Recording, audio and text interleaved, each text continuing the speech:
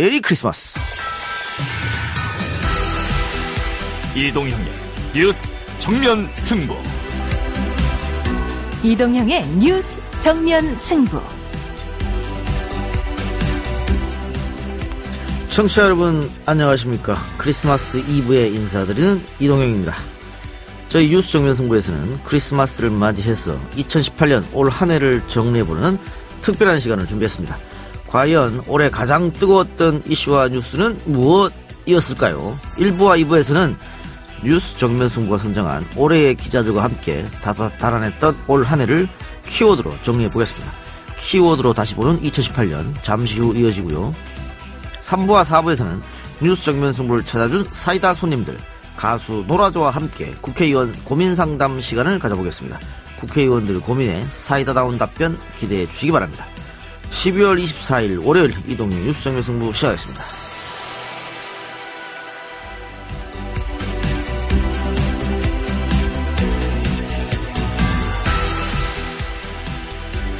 키워드로 다시 보는 2018년 함께할 두 분 소개합니다. 2018년 뉴스 정면 승부가 선정한 올해의 기자상, 한겨레 김한 기자 그리고 셜록 박상규 기자입니다. 어서 오십시오. 안녕하세요. 네, 안녕하세요. 기뻐해야 될 거 아닙니까? 영광입니다. 예, 뉴스 정면 승부가 선정한 올해의 기자상 부상이 있습니다. 네. 자, 산타클로스처럼 양말. 네. 예, 자, 양말 하나 받아가세요. 섭외도 급조한 것 같은데 선물도 급조했어요. 1층 예. 매점에서 사온 것 같아요. 아, 그렇습니다. 네. 볼펜도 있습니다. 두 가지나 준비했습니다. 사람과 정성이 가득하네요. 그럼요. 그 양말을 신고 그 볼펜으로 열심히 좋은 기사 써달라는 의미입니다. 알겠습니다. 고맙습니다. 예. 자, 두 분 올 한 해 굉장히 바빴습니다. 2018년 본인은 어떤 해였다고 기억됩니까? 올해 거의 망할 뻔했던 새해였는데 예. 한 해였는데 막판에 이 양진호 사건이 잘 터지고 대중들이 좀 많이 호응해 주셔서 예. 좋은 결과를 낸 것 같고 이 과정에서 역시 이 작가님께서 저희 셜록이 망할 뻔한 것을 구제해 주시지 않았나 그래요. 그런 생각이 들어서 이 영광의 절반은 네. 이 작가님이 아닐까 생각을 합니다. 감사합니다. 말씀만으로도 감사하고요. 김한 기자. 예, 저는 올해 겨울에 제일 처음에 1월 달에 썼던 기사가 상품권페에 관련된 기사였는데 그 기사 썼던 생각나고 중간에 봄, 여름 없이 또 왜 겨울이지 이런 생각이 드는데 그 사이에 저는 이동영 작가님의 구제를 크게 받아본 기억은 없어요. 없네요. 맞습니다. 네. 예. 늘 공격만 당하고. 네. 김한 기자는 상도 탔고 네. 또 굵직한 특종을 몇 가지나 건졌잖아요. 네, 올해 기자하면서 제일 운이 좋았던 한 것 같은데요. 후배나 동료들의 도움도 예. 많이 받았고 해서 여러 보도들 많은 반응과 의미 있는 보도들 할 수 있어서 좋았던 해였습니다. 결정적으로 역시 제보가 가장 크죠. 그렇죠. 제보가 가장 크고요. 그 제보를 뒷받침할 수 있는 관계들을 확인하는 데 시간이 오래 걸리는데 제가 이제 올해 탐사팀으로 올라와서 그런 시간을 좀 확보할 수 있었던 게 결정적으로 작용하지 않았나 이런 생각이 듭니다. 예, 박상규 기자도 역시 양진호 건도 제보로 출발한 거 아니겠어요? 예, 맞습니다. 제보로 맨 처음 시작을 했죠. 제보하신 분들한테는 역시 고마운 게 있겠습니다. 제보하신 분하고 지금도 돈독하게 지내고 있습니다. 예. 양진호 사건 같은 경우에는 제보하신 분이 조금 곤란한 상황에 놓여 있다는 얘기도 들리던데. 여기저기서 많이 좀 신분이 노출되는 기사와 좀 이야기들이 나와서 예. 좀 그것에 대해서 사정 설명하는데 좀 많은 에너지를 쓰고 있고요. 지금 역시 그 제보자와 함께 양진호 사건 후속 보도를 계속 이어가고 있습니다. 예. 자, 크리스마스 특집이니까 두 분 크리스마스 하면 떠오르는 기억이라든가 재밌는 에피소드란 거 있습니까? 저는 20대 초반일 때 명동에 한번 인파들에 갇혀서 네. 당시 사귀던 여자친구를 잊어버렸던.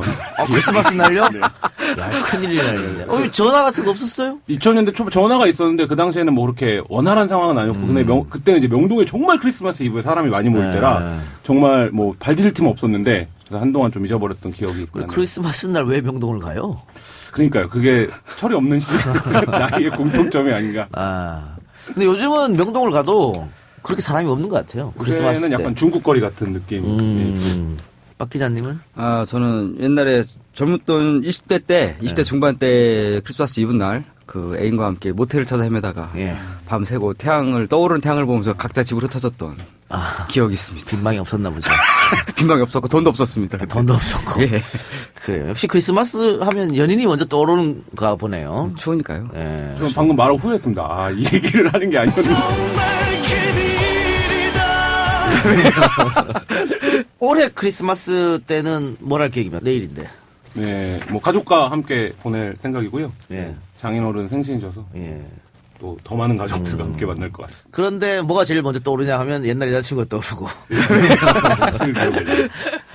저는 양진호 사건 후속 취재 기사를 써야 합니다. 내일. 크리스마스 때. 네, 엽기적인 아이고. 게 하나 또 터져서. 그래서 그래요. 계속해서 좋은 기사 써주시길 바라고요. 자, 그러면 키워드로 다시 보는 2018년 본격적으로 시작해 보겠습니다. 먼저 첫 번째 키워드는 바로 갑질입니다. 무슨 일이 있었는지 한번 들어보시겠습니다.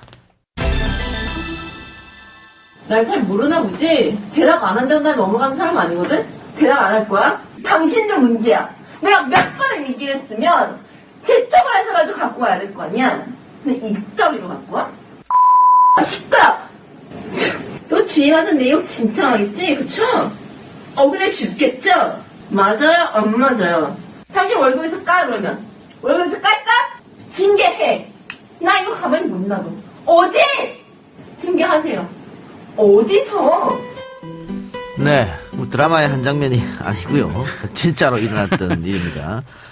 방금 들으신 목소리가 한진그룹 차녀죠. 조현민 대한항공 전무의 목소리였는데 올해 초 조현민 전 전무가 광고대행사 팀장에 물컵을 던져서 사회적 공분이 아주 컸는데 이때부터 시작해가지고 대한항공 갑질 오너 일가의 갑질 문제가 아주 불거졌잖아요. 네. 박상규 기자님이 보도하기 전까지는 이게 가장 충격적인 아마 갑질 갑질 관련하면 떠오르는 이 사건은 이제 말씀하신 대로 한진그룹 회장의 차녀인 조현민 대한항공 여객 마케팅 전무가 광고 대행사 직원에게 이제 갑질을 했다라는 의혹입니다. 당시에 뭐 물컵을 집어 던지고 물을 뿌리고 뭐 이런 것들이 알려졌고 이때가 처음으로 적나라한 현장 영상이라고 해야 될까요? 음성 이런 것들이 공개돼서 굉장히 좀 대중적인 충격과 공분을 샀던 그런 사건입니다. 예, 충격과 공분을 샀습니다만은 갑질로 인해서 뭐 구속되거나 이런 경우가 없기 때문에 이번에도 구속은 다 안 됐잖아요. 이 사건의 의미를 꼽자면 그러니까 그동안 갑질이라는 게 뭐냐 이런 부분에 대해서 사회적인 기준이나 논의가 없었었는데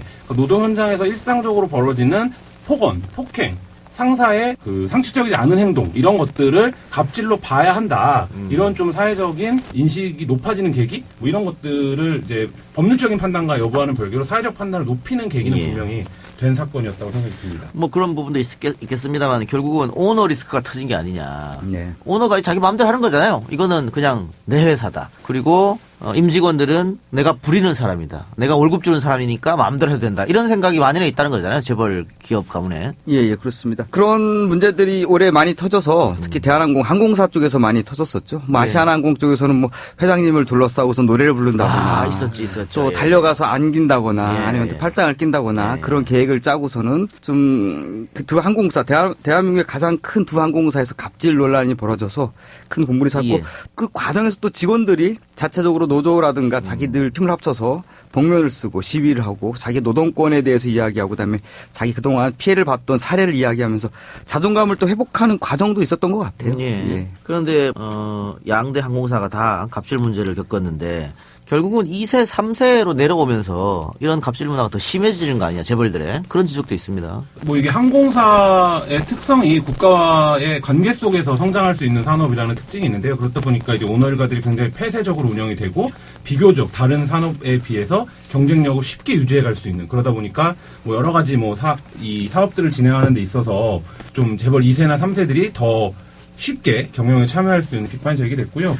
그리고 이제 이게 말씀하신 것처럼 하나의 계급으로 굳어져서 그러니까 재벌 1세들은 어쨌든 창업을 했던 과정들을 통해서 존경을 확보하는데 그 밑에 이제 재벌 2세나 3세들은 그런 과정 없이 경영권을 승계하기 때문에 사실 자신의 권위를 이렇게 굉장히 폭력적인 방식으로 과시하는 뭐 이런 문화가 좀 만연한 게 아닌가 이런 생각도 듭니다. 예. 그러니까 뭐 대한항공뿐만이 아니고 과거에 SK 맥값 폭행이 있었잖아요. 한 대 얼마 이렇게. 예. 그리고 뭐 하나그룹 같은 경우에는 아들이 맞고 왔다고 아버지가 조직폭력배를 대동해서 또 대신 가서 두드려 패는 일도 벌어졌고 그런 것들이 역시 재벌 2세, 3세들이 쉽게 오너 타이틀을 달고 아나무인으로 그룹을 경영하기 때문에 브레이크를 걸어주는 사람이 없다는 거죠. 예. 회사 내부에서도. 그래서 이런 갑질이 벌어지지 않느냐 이런 얘기가 많았습니다. 그래서 갑질 문제는 당연히 없어져야 될 건데 그런데 문제는 이게 뭐 재벌들만 과연 이렇게 갑질을 하느냐 그건 아닌 것 같고 최근에 그 맥도날드 매장에서 고객이 점원에게 갑질을 했다. 네. 종종 가곤 하는 매장이어도 굉장히 놀랐는데, 그러니까 이게 한국 사회가 얼마나 황폐해졌는가를 좀 보여주는 사건이기도 했는데요. 한국 사회는 어떤 서비스를 누리는 거에 대해서 경험이 내가 이 서비스를 제공받는 데가 아니라 이 시간만큼은 내가 너보다 위다, 이런 이제 인식들이 기본적으로 자리를 잡고 있고, 그다음에 이제 이 맥도날드 사건에 대한 젊은 층들의 공분이 컸던 건 아르바이트생들을 하대하는 어떤, 그러니까 그게 노동 계급에 있어서 되게 하층으로 취급을 하는 여러 가지 뭐 권리나 이런 면들도 보장을 받지 못하고 있는 점들도 있지 않습니까? 예. 그런 거에서 이제 이런 대우, 사회적인 대우마저 좀 이런 거에 굉장히 큰 공분을 불러일으켰던 예. 사건입니다. 특히 이제 감정 노동자들이라고 하죠. 전화 응대하시는 분들이거나 아니면 백화점에서 일하시는 분들, 이런 분들한테도 뭐 무릎을 꿇으라는 등 이런 갑질 많았잖아요. 네네. 곳곳에서 자기가 대통령 노릇 내지는 좀 조폭의 두목 같은 노릇을 하려는 사람들이 굉장히 많았고, 말씀하신 대로 그 전화로 이렇게 설명을 하거나 뭐 보험 판매를 하거나 뭐 통신 판매 하시는 분들이 그 성희롱을 당하고 내지는 욕설을 듣고 그런 사회적 약자들일수록 더욱더 이런 폭력이 노출되는 사례가 굉장히 많았습니다. 그 손님은 왕이다, 그런 말이 잘못 와전돼서 손님은 뭘 다 해도 괜찮은 줄 아는 것 같아요. 뭐 올해만의 문제는 아니겠지만 SNS가 굉장히 활성화되면서 자신이 당한 피해나 이런 것들을 직접 내가 고발해서 구제한다, 이런 인식들도 분명히 있는 것 같아요. 그러니까 과거에는 그런 것들이 없고 그냥 내가 억울한 일을 당했다, 뭐 이런 차원에 그쳤는데 예. 지금은 그 문제를 고발하면 바로 사회적으로 공분을 불러일으킬 수도 있고 이런 차원이 있다, 뭐 이런 인식들이 강해진 것 같고, 그게 뭐 과도기적인 시간을 겪겠지만 어쨌든 그 노동에 대한 인식이 높아지는 것은 분명하다, 이런 생각도 듭니다. 예. 아파트 경비에게도 갑질하는 것들이 이제 많이 이제 사회적 문제가 됐잖아요. 예, 그렇습니다. 이게 다 어떻게 보면은 사회적으로 약자와 약자끼리의 싸움, 거기서도 계급을 나눠서 싸우지 않나. 전형적인 갈라치기 문제인 것 같아요. 특히 또 택배 노동자들이 그렇죠. 문제가 또 많이 됐었죠. 예, 예. 택배 노동자들 요즘에서 노조를 만들려는 움직임이 좀 있는 걸로 알고 있습니다. 예. 갑의 행포가 만연돼 있는 사회가 아닌가 싶어서 약자인 을들이 늘 이렇게 좀 비참한 모습으로 당하는데, 저도 그래서 다시 한번 생각해 봅니다. 우리 회사 직원들은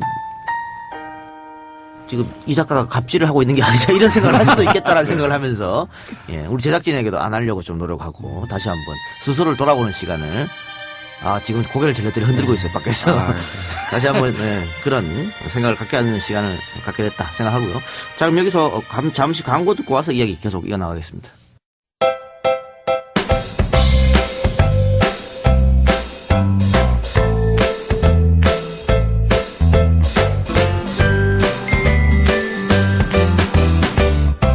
이동영의 뉴스 정면 승부.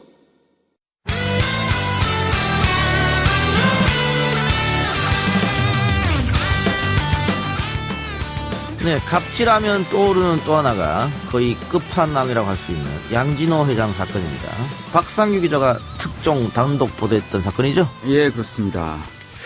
저희가 올해 그 10월 말에 그 뉴스타파와 함께 단독 보도를 했었고요. 퇴사한 직원을 불러서 회사에서 폭행을 하고 또 회사 워크숍에서 닭을 죽이고 또 직원들에게 그걸 또 강제로 시키고 강제로 또 직원들에게 머리 염색을 하게 하고 뭐 거머리를 몸에 붙여서 유사 의료 행위를 하는 등 수많은 갑질 행위를 해서 갑질의 끝판왕이라는 얘기를 들었던 양 회장입니다. 예. 거기다가 이 사건은 영상이 공개돼서 예. 뺨을 때리는 거라든가 혹은 뭐 닭을 뭐 일본도로 어떻게 한다든가 이런 영상이 공개돼서 더 국민들이 충격받았던 것 같아요. 예, 더 놀라웠던 것은 양 회장이 그 동영상을 직원들한테 일부러 찍으라고 시켰고 그것을 자기 기념품으로 갖고 있었던 영상이었고 그것들 저희가 입수를 해서 보도하게 됐습니다. 예. 교수에게 가했던 폭행도 상당히 엽기적이었지 않습니까? 사실 그거 영상이 없을 뿐이지 그게 실제로는 더욱더 강력하고 좀 굉장히 무서운 폭행이었습니다. 직원들 5명을 사주해서 그 약 3시간 동안 집단 린치를 가했고 가래침을 먹이고 무릎 꿇게 해서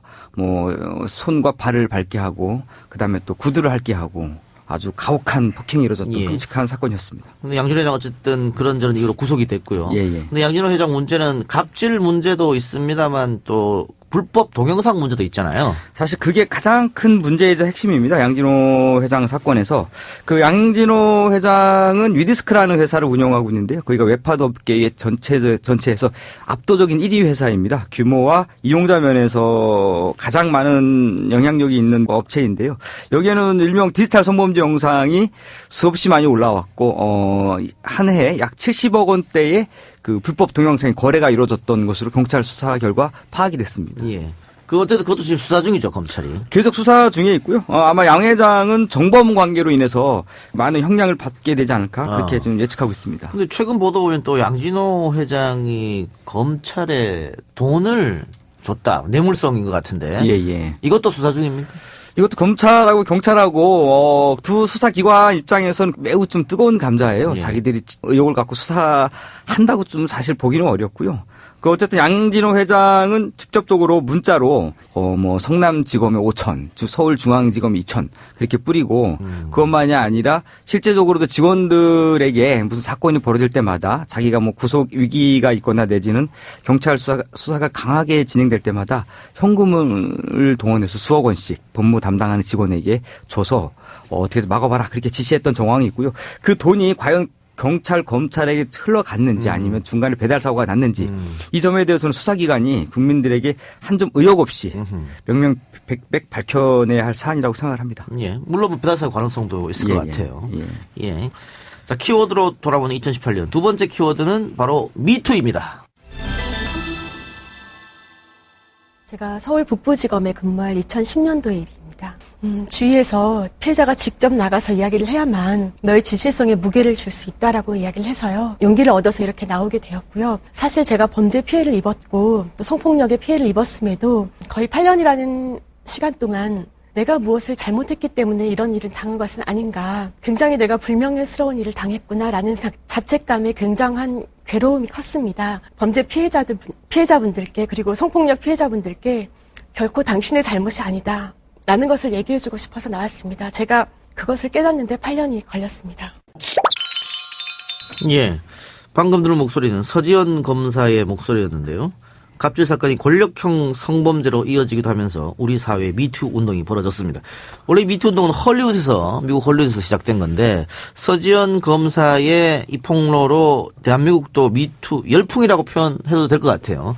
그런 게 일어나면서 정치권에까지 영향을 미쳐서 안희정 전 충남지사의 전 비서죠. 김지은 씨가 안 전 지사 성폭행 의혹을 폭로했고 그리고 안 전 지사는 이 때문에 차기 강력한 대선 주자에서 한순간에 성범죄자로 몰락했습니다. 올해 사회면에서 가장 많이 등장한, 그러니까 정치 사회면에서 가장 많이 등장한 단어 중에 하나인데요. 이른바 이제 위력이죠. 그러니까 이 안희정 전 지사 사건이 이 위력에 의한 성폭행. 전 국민들이 이제 이 성범죄가 어떤 것인지 어떤 메커니즘과 방법들을 갖고 있는지를 보여줬는데 굉장히 한국에서는 상징적인 사건이었던 것 같아요. 그러니까 차기를 바라보던 유력한 주자가 자신의 비서를 성폭행한 것으로 이제 몰락한 그리고 굉장히 그때까지만 해도 대중적으로 이미지가 좋았었는데 이제 그런 부분들을 한순간에 잃어버린 이런 사건으로 지금 재판이 진행 중에 있는데 재판은 많은 비판들이 있습니다. 여성단체나 등에서 이제 피해자 중심으로 진행되지 않는 것에 대한 비판과 그다음에 이제 이 위력의 부분을 법리적으로 굉장히 협소하게 판단하는 부분들에 대한 비판이 동시에 있는데 여전히 재판은 진행 중에 있습니다. 예.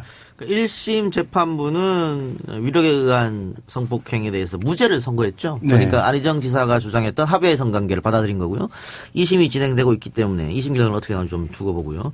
그런데 이렇게 됨으로써 영화계, 방송계에도 미투 폭로가 이어졌고 결국은 조재현 씨, 조민기 씨, 김기덕 감독 미투 가해자로 지목됐는데 그중에 또 조민기 씨는 스스로 목숨을 끊는 일도 벌어졌습니다. 예. 조민기 씨 같은 경우는 극단적인 선택을 했고요. 그리고 김기덕 감독과 조재현 씨 같은 경우에는 미투 운동이 터지고 나서 사회적으로 큰 어떠한 충격을 안겨줬던 두 인물인데요. 현재 수사기관에서는 수사가 좀 사실 좀 강력하게 진행되기는 좀 어려운 상황인 것 같고요. 그리고 또 김기덕 씨 같은 경우에는 자신을 가해자로 지목했던 여성들을 다시 맞고서 하는 그런 상태로 진행되고 있는 걸로 알고 있습니다. 예. 자, 이렇게 미투 운동이 사회 각 분야로 퍼져나가면서 여권 신장을 외치는 페미니즘 운동으로 확대되기도 했는데 요즘 보면 페미니즘 운동이 남혐, 여혐 대결 구도로 가는 것 같은 좀 아쉬움이 좀 있습니다. 그래서 미투 운동의 본질, 또 페미니즘 본질은 사라지고 서로 싸우는 것만 지금 남아있는 것 같은데 20대 남성들의 문재인 정부 지지율이 최저로 떨어진 것.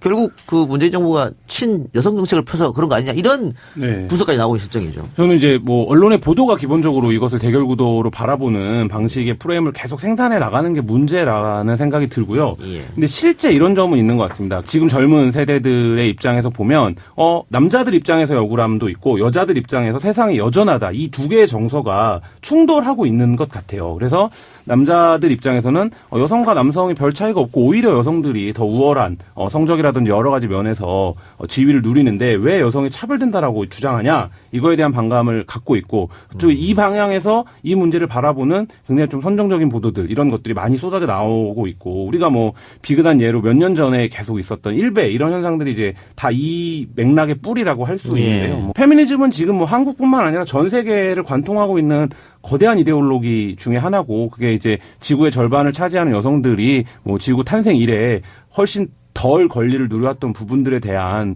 균형을 요구하는 것이기 때문에 그 부분에 대한 흐름은 올해 뭐 출판, 문화 모든 면에서 이 페미니즘이 화두였거든요. 계속 좀 이어지지 않을까 이런 생각이 듭니다. 예. 근데 20대 또 특히 남성들이 이 문제에 대해서 발끈한 이유는 지금 박상규 기자나 저 같은 세대만 해도 남자로 태어나서 많은 혜택을 받고 자랐거든요. 예. 닭다리라도 하기도 먹었잖아요. 사실 그렇죠. 예. 남자들은 항상 뭐 옛날로 따지면 뜨뜻 아랫목 차지하고 그렇죠. 남자들은 네. 배워야 된다고 여자들은 좀 희생하고 누나들은 예. 공장 가서 일하고 예. 저 윗세대들은 그렇죠. 그런 희생이 굉장히 많았죠. 사실. 여기서 많은 혜택을 받았는데 예. 지금의 20대 남성들은 우리가 남자로 태어나서 뭔 혜택을 받았지? 이런 생각이 있는 것 같아요. 그래서 오히려 역차별하는 거 아니냐. 뭐 여성 할당이라든가 또 군대 문제 이런 거에 대해서. 그래서 20대 남성들이 화가 나 있다. 좀 건전한 토론을 하고 사회적인 좀 분석을 해보면 일부 남성들이 주장하는 어떠한 남성들이 역차별 당하고 있다라는 것은 사실은 좀 약간 과잉된 좀 해석인 것 같고요. 그 요즘에 좀 안타까운 일은 그리고 좀 우리가 생각해봐야 되는 일은 한국 사회가 그동안 남성 중심 사회였는데 요즘에 이제 블라인드 채용이라든가 공정한 경쟁을 하면 실제로 많은 사회 곳곳에서 여성분들이 훨씬 더 좋은 성과를 내고 있습니다. 예. 뭐 언론사에서도 여성들이 훨씬 더 많이 채용이 되고 성적에서도 높은 순위를 차지하고 그런 거 보면 좀 남성들이 어떻게 보면 그동안 좀 우월적 지위를 내지는 좀 편파적인 지위를 안주해 오지 않았나라는 예. 생각이 들고 남자들이 누렸던 문화에 대해서 한번 비판적으로 예. 성찰해보는 계기가 됐으면 좋겠습니다. 이게 좀 많이 좀 바뀌어야겠죠, 이제는. 조심해야죠, 생각 자체가. 서로가. 예. 자, 그러면은 세 번째 키워드로 가봅시다. 세 번째 키워드는 바로 김한 기자의 전문 분야, 가짜뉴스입니다. 닫아라 눈 닫아라 어서 빨리 눈 닫아라 문 닫아라. 네, 감사합니다. 여기가 한겨레 신문사 같긴 한데 뒤에 주거지역이에요.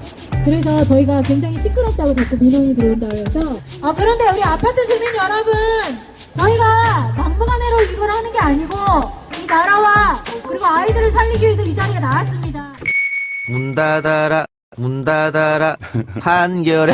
굉장히 좋아하시는데 너무 신나하시는데요? 아, 이거 기뻐라. 굳이 또 이 노래를 트네요. 이 노래가 나온 배경이 뭐예요? 그러니까 저희가 이제 가짜뉴스의 발원지를 추적해서 탐사기획으로 가짜뉴스의 뿌리를 찾아서라는 기획을 진행을 했습니다. 기획은 한 4회 정도 이어졌던 기획이었고 한 보름여에 걸쳐서 한 30개 정도 기사를 썼던 것 같은데요. 이 가짜뉴스의 어떤 진원지로 지목된 기독교 단체가 있었는데요. 예스더기도 운동 분들이 저희 회사 한겨레신문사 앞에 와서 한 달여 정도 이렇게 점심때마다 그 시위를 하셨었어요. 한 달 동안이나 했어요? 네. 이 한겨레 사옥 옆에 이게 주거 다니잖아요. 아파트가 네, 있잖아요. 바로 앞에 아파트가 있죠. 주민들도 좀 불편을 겪겠습니다. 그래도 뭐 집회 시위의 자유가 있기 때문에 뭐 그 부분은 뭐 어쩔 수 없는 거고. 김한 기자 때문에 고생했네요, 그분들이. 제가 그래서 굉장히 처음에 얼굴을 못 들어갔어요. 그 점심시간에 또 딱 와서 하세요. 11시 한 40분쯤에 오셔서 했는데, 그럼 이제 회사 사람들이 밥 먹으러 나가는데, 이게 한두 번이 좋은 소리도 한두 번이라는데, 맨날 이 노래를 들으면 밥맛이 없잖아요. 그래서 굉장히 얼굴을 못 들고 다녔었는데, 그래도 뭐 다들 괜찮다. 보도가 반향이 있어서 이런 일도 벌어지는 거다. 이렇게 격려해 주셔서. 근데 이게 후크송 일종 아닙니까? 네. 굉장히 사람들이 막 들어올 때는 이 노래를 따라 부르면 그러니까 네. 이런 거좀 따라 부르게 돼. 중독성이 예. 강해가지고 문 닫아라 한결에 바로 귀에 들어. 벌써 귀에 익었습니다. 쏙쏙 들어옵니다.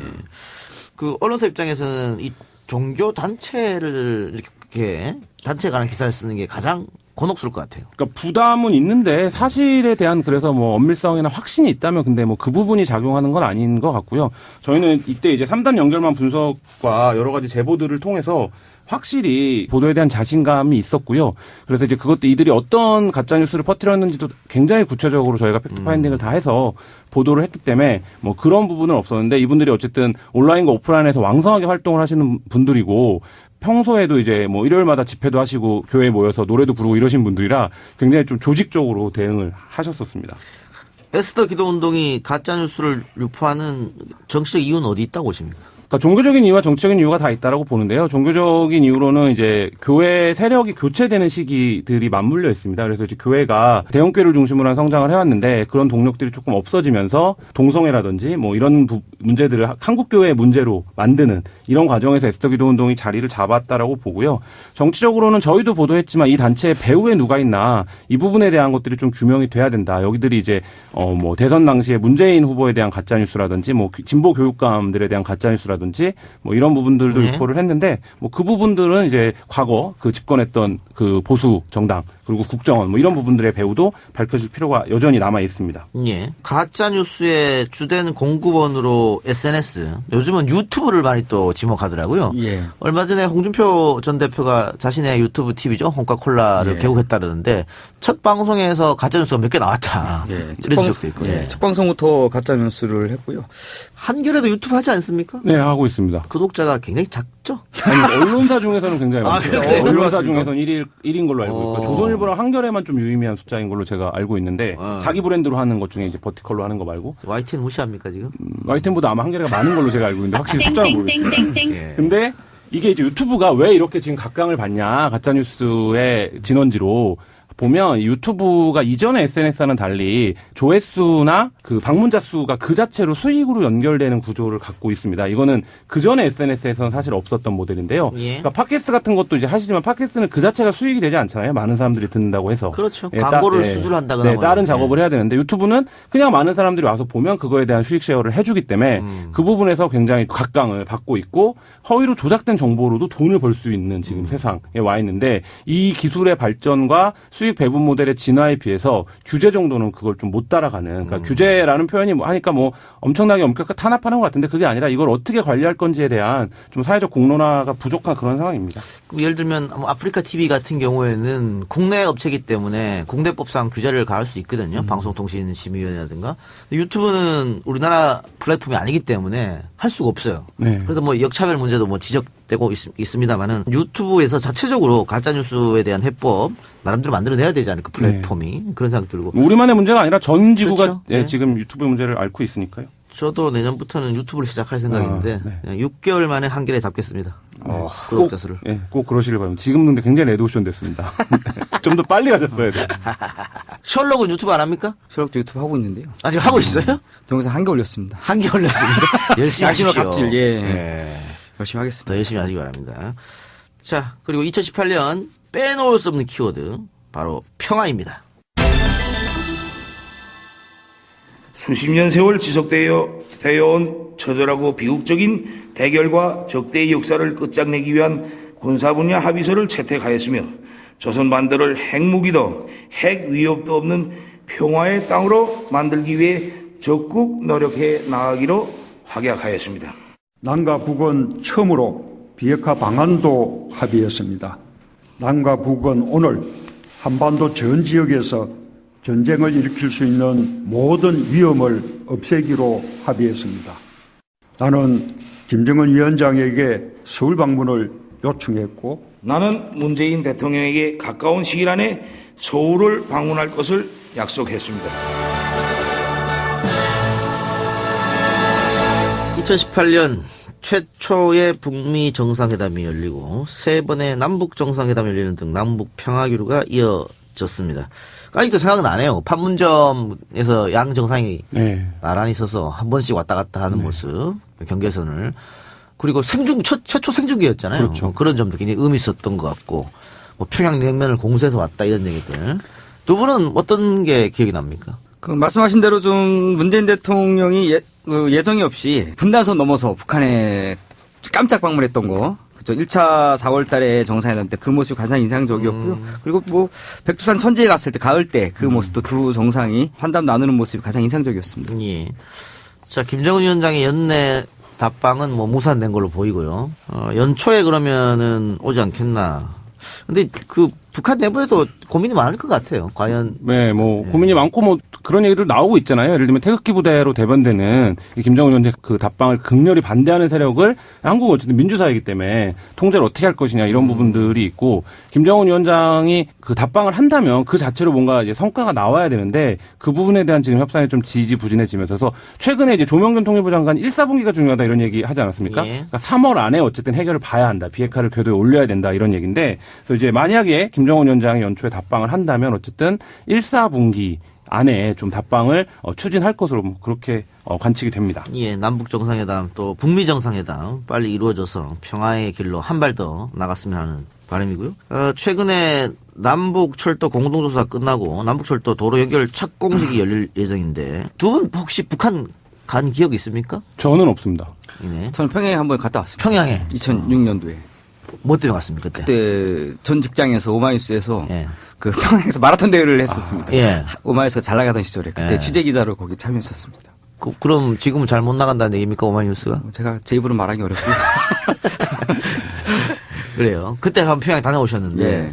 금강산 관광도 다녀온 분도 많이 계시고 그런데 철도가 연결되면은 정말로 쉽게 북한 왔다 갔다 할 수 있지 않느냐 이런 얘기 많잖아요. 그러니까 이 철도 연결이 한국 사람들이 갖고 있는 어떤 낭만을 굉장히 자극하는 소재는 분명히 맞는 것 같아요. 그러니까 사실상 섬처럼 살아가고 있는 거잖아요. 근데 이제 철도가 연결되면 대륙을 가로질러서 유럽까지 갈 수 있다. 이런 상상들이 그러니까 이제 통일이라는 게 어떤 문제인가라는 거를 좀 현실적으로 그러니까 공간적으로 상상하게 하는 거라서 굉장히 좀 관심들이 있는데 북한이 이제 철도를 개방한다라는 것은 체제 자체를 완전히 달리한다라는 얘기이기 때문에 지금 뭐 공동 조사가 끝났지만 실제로 뭐 이 부분도 역시 앞으로 과제가 굉장히 많이 남아 있는 그런 문제가 아닌가 싶습니다. 예. 자, 그러면 마지막 키워드 한번 살펴봅시다. 키워드로 다시 보는 2018년 올해 문학에 가장 주목받았던 인물 방탄소년단입니다. Thank you, Mr. Secretary General, UNICEF Executive Director, and all the excellencies and distinguished guests from across the world. My name is Kim Namjoon, also known as RM, the leader of the group BTS. 예, 글로벌 슈퍼스타로 떠오른 방탄소년단. 미국 빌보드 1위에 두 차례나 오르기도 하고요. 지난 9월에는 유엔 정기총회에서 한국 가수 최초로 방금 들으신 것처럼 연설을 하기도 했습니다. 타임 표지 모델을 장식하기도 했었고요. 문화훈장을 받기도 했었죠. 두 분은 연령대를 봤을 때는 방탄소년단 잘 모르죠? 그냥 들어만 봤죠? 방탄소년단 이름만. 아니 왜 봄날도 있고 페이클로브 이런 거 네, 좀 듣죠. 아미입니까? 아미? 뭐 그런 정도는 아니고요. 네. 아, 잘한다 잘한다니까 어떤 노래를 하나 뭐 들어보는. 박 기자는 잘 모르죠? 솔직히 말해서. 잘 모릅니다 저는. 네. 근데 방탄소년단 이렇게 활약하는 거 예. 어떻게 보세요? 그분들이 그 SNS에서 꾸준히 활동을 했다 그러더라고요. 그래서 결국 세계적인 스타의 반열까지 올랐다고 하는데 뭐든지 좀 꾸준히 하는 게 언론계에서도 중요하지 않나 그런 생각을 합니다. 예. 그럼 박 기자는 이 방탄소년단 말고 요즘에 활동하는 아이돌 그룹 중에 아는 팀이 있어요? 아 블랙핑크? 블랙핑크? 불핑. 아 장난 꽤 오래되지 않았습니까 블랙핑크? 그래도 뭐 최근에 활동하는. 되게 블랙핑크. 잘합니다 걔네들. 예. 그 친구들. 예. 지금 이렇게 아이돌 그룹들이 예전에는 우리 가수들이 좀 인기 있다 그러면 뭐 동남아라든가 아니면 일본 정도에서 인기 있었거든요. 근데 지금은 뭐 남미, 뭐 당연히 북미, 유럽 대륙도 휩쓸고 있어요. 네. 국내에서 기획한 어떤 가수나 노래들이 SNS 플랫폼을 통해서 전지구적으로 히트를 할 수 있다. 이 부분을 이제 처음으로 그러니까 그 시작부터 완성 단계까지를 좀 입증한 사례가 아닌가 이런 생각이 듭니다. 예. 자, 뉴스 정면 승부가 선정한 올해의 기자 두 분과 올해를 되돌아보는 키워드 5가지를 정리해봤습니다. 갑질, 미투, 가짜뉴스, 평화, 방탄소년단. 두 분이 꼽는 올해 가장 기억에 남는 뉴스는 뭐냐? 3가지만 짚어달라 했더니 김한희 기자가 소수자 혐오, 사립 유치원 논란, 아현화재 통신 대란을 짚어줬습니다. 이 중에서 소수자 혐오 이야기해 봅시다. 소수자 혐오를 왜 꼽으셨습니까? 그러니까 올해 한국 사회에서 사람들이 가장 많이 얘기했던 것 중에 하나가 이 혐오 문제인 것 같아요. 그렇게 동의합니다. 예. 특히 이제 난민이 입국했을 때 그 제주도 예멘 난민이 한국 사회가 이런 소수자들을 어떻게 바라볼 것이냐 이런 문제들이 있었고요. 뭐 그 외에도 동성애 문제라든지 여러 가지가 있었는데 이런 소수자들의 문제가 곧 혐오 그리고 혐오적인 것에 기반한 어떤 공격이라든지 뭐 이런 것들이 굉장히 한국 사회가 찌들어 있다. 이런 것들 올해 많이 노출했던 게 아닌가라는 생각이 듭니다. 예. 예, 그리고 똑같은 질문을 박상규 기자에게도 했는데 박항서 감독 주 52시간 그리고 자영업 몰락 보헤미안 랩소디 열풍 이 세 가지를 꼽아주었습니다. 예. 보헤미안 랩소디 열풍을 꽂은 이유를 묻고 싶네요. 40, 50대 분들이 그 퀸에 대한 향수가 엄청난 것 같아요. 중년 세대의 어떤 향수를 자극하지 않았나. 제가 또 중년이 됐고. 제가 좀 약간의 좀 세대 차이를 요즘 많이 느끼고 있습니다. BTS는 모르지만 퀸을 안다. 퀸을 퀸을 압니다. 알죠. 네. 많은 좀 위안을 받았습니다. 저는 퀸을 모릅니다. 이제 박 기자하고 저하고 동갑인데 저희도 뭐 중학교 때 그럴 때 한참 퀴를 들었잖아요. 그렇죠. 그럼요. 중학교 때 들었는데. 네, 그러니까 김한 기자 모를 수도 있을 텐데 그 극장에서 같이 노래 부르고 이런 문화들이 떼창. 들어온 게 굉장히 좀 신선한 경험이었다 이렇게 말하는 분들이 있더라고요. 예, 알겠습니다. 자, 그럼 여기서 잠시 광고 듣고 와서 이야기 계속 이어나가겠습니다. 자, 마지막으로 오늘 크리스마스 특집이니까 연말 인사 겸 신년 인사 뉴스 정면승부 청취자 여러분들께 한마디씩 하시기 바랍니다. 예, 올 한 해 뉴스 정면승부 출연하게 돼서 굉장히 즐거웠고요. 올해 여러 가지 보도들로 인사드렸었는데요. 내년에도 또 좋은 보도 할 수 있도록 노력해 주시고 앞서 말씀드렸듯이 제보가 좋은 보도의 힘입니다. 예, 많은 제보 부탁드리겠습니다. 예, 박상규 기자. 예, 올 한 해 셜록이 뉴스 정면 승부와 이동영 작가 때문에 살아났습니다. 그 보답하는 차원에서도 내년에 더욱더 열심히 보도해서 좋은 기사로 그 시민들에게 보답하도록 하겠습니다. 예. 이동영 뉴스 정면 승부 크리스마스 특집 키워드로 다시 보는 2018년 한겨레 김한 기자, 셜록의 박상규 기자와 함께했습니다. 이어지는 3부와 4부에서는 메리 사이다마스 노라조 상담실이 진행되니까 다른 데 이동하지 마시고 채널 고정해 주시기 바랍니다. 노라조와 함께 3부로 돌아오겠습니다.